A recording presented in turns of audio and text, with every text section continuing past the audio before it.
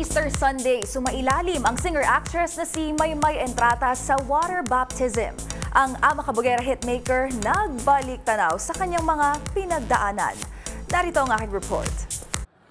Sumailalim sa water baptism ang singer-actress na si Maymay Entrata. Sa isang Instagram post, nagtapat ang Pinoy Big Brother winner sa mga pinagdaanan hanggang sa muling magbalik loob.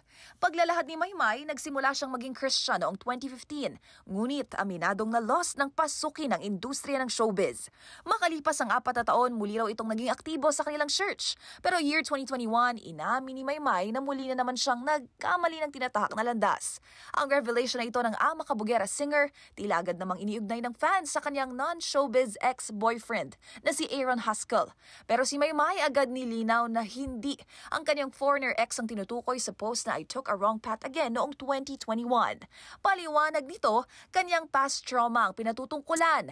Dahil daw kasi rito ay nagawa niyang masaktan ng iba, maging ang mga taong mahal niya. Sa huli, nakiusap si Maymay to be kind, lalo na raw sa kanyang naging dating kasintahan. 2022 nang isinapubliko ng aktres ang kanilang long-distance relationship ni Aaron na based in Canada. Pero nito lang Marso, umugong ang espekulasyong hiwalay na ang dalawa matapos mapansin ng netizens na hindi na nila fina-follow sa social media ang isa't isa. At sa aking pagbabalik sa unang pagkakataon, aktres na si Catherine Bernardo nag-open up tungkol sa kanyang moving on journey.